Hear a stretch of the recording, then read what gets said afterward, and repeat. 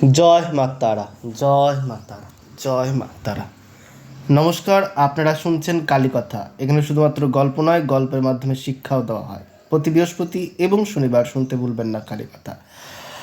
আজকের কালীকথায় আপনাদেরকে যে গল্প শোনাতে চলেছি সেই গল্পটি শুনবার আগে আপনাদেরকে সকলে জানাই শুভ সন্ধ্যা এবং শুভরাত্রি। তো গল্পটি শোনার আগে আমার ইউটিউব চ্যানেলটি সাবস্ক্রাইব করুন এবং লাইক কমেন্ট শেয়ার করে দিতে ভুলবেন না। প্রচুর প্রচুর পরিমাণে শেয়ার করুন। আজকে যে গল্প বলবো সেই গল্পটির নাম হলো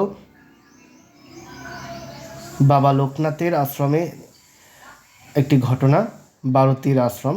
যে ঘটনাটির নাম হচ্ছে ব্রহ্মের স্বরূপ কী। চলুন জেনে নেওয়া যাক ব্রহ্মের স্বরূপ কী। তো যে ঘটনাটা বলছি সেইখানে বাবা লোকনাথের কাছে কিছু ছেলে আসবে যারা বিজ্ঞান নিয়ে পড়াশোনা করে, বা এখনকার অনেক মানুষরাই আছে যারা সায়েন্স নিয়ে পড়াশোনা করে। তারা ভাবে যে সায়েন্সই সব, ভগবান কিছুই নয়। তো তাদেরই জন্য এই গল্পটা।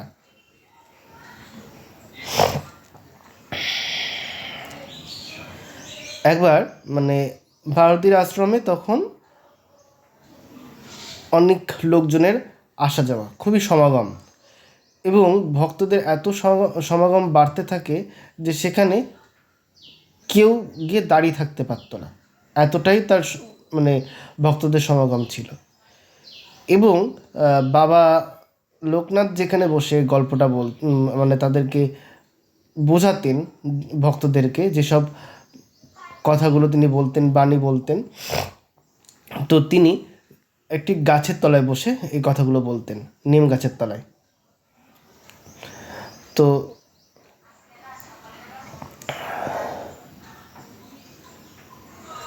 এটা হচ্ছে বাবা লোকনাথের কাছে তখন কলকাতার থেকে 4-5 জন ছেলে যায়, যারা সায়েন্স নিয়ে পড়াশোনা করে, সায়েন্স বিভাগের বা বিজ্ঞান বিভাগের ছাত্ররা, কলেজের ছাত্ররা যায় বাবা লোকনাথের কাছে, এবং তারা ভিড় ঠেলে ভেতরে ঢোকার চেষ্টা করে এবং ঢুকে যায়। তারপরে এই 4-5 জন ছেলে মিলে জিজ্ঞেস করে বাবা লোকনাথকে যে, আপনি তাহলে বাবা লোকনাথ? বলছে, হ্যাঁ আমি। তো আপনাকে একটা প্রশ্ন করতে পারি? তো বাবা লোকনাথ বলছেন, হ্যাঁ করো, তোমাদের কি প্রশ্ন। বাবা লোকনাথ একবার তাদের মুখের দিকে ভালো করে চাইলেন, যে দেখলেন যে এদের মধ্যে আধ্যাত্মিকতার মধ্যে যে বিষয়গুলো থাকে সেই কোনো চিহ্নই নেই। শুধু এরা এদের মুখটা দেখে মনে হচ্ছে এরা খুবই কৌতূহল নিয়ে তার কাছে এসছে। তো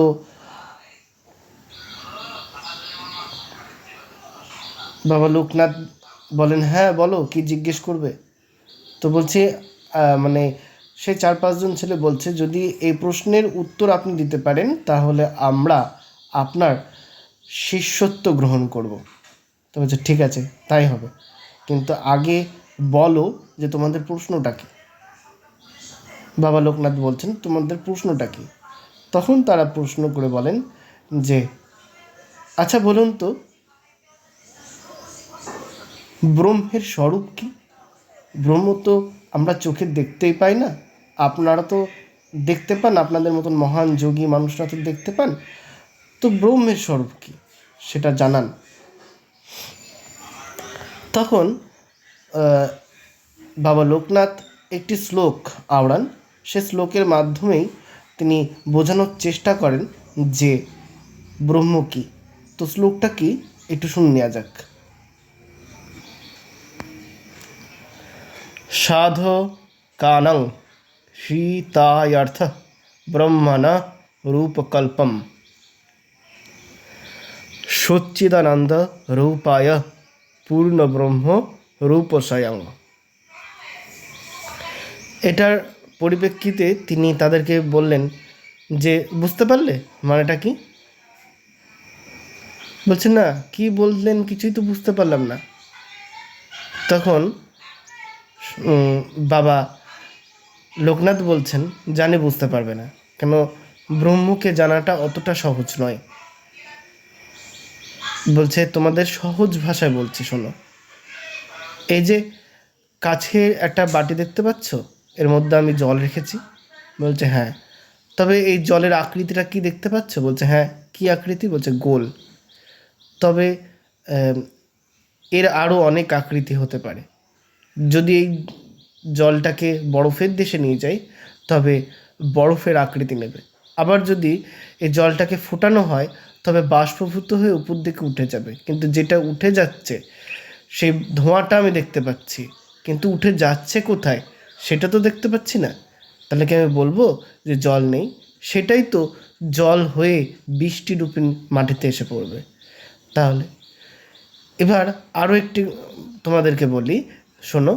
যে একটা মাটির পাত্র বা একটা গ্লাস নিলাম, সেই গ্লাসটার মধ্যে, মাটির গ্লাসের মধ্যে একটু চিনি আর একটু জল দিলাম।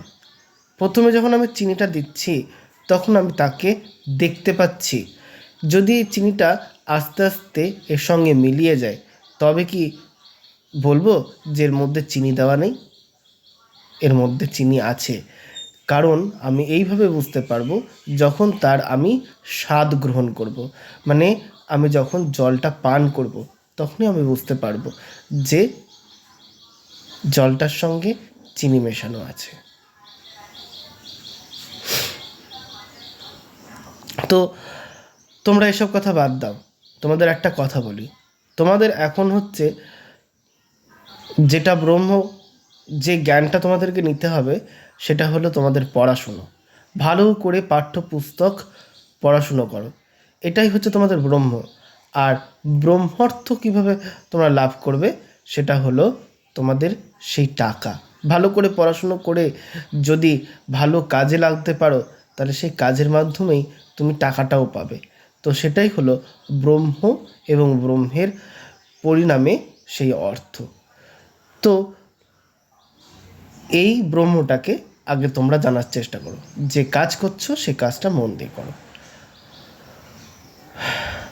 তো আজকের গল্প ব্রহ্মের স্বরূপ কী, তো গল্পটি শুনবার পর কেমন লাগলো তা জানাতে ভুলবে না। জানাতে হলে আমার ইউটিউব চ্যানেলটি সাবস্ক্রাইব করুন, বেলাইকনটি ক্লিক করুন এবং লাইক কমেন্ট শেয়ার করে দিতেও ভুলবেন না। জয় বাবা লোকনাথ, জয় বাবা লোকনাথ, জয় বাবা লোকনাথ।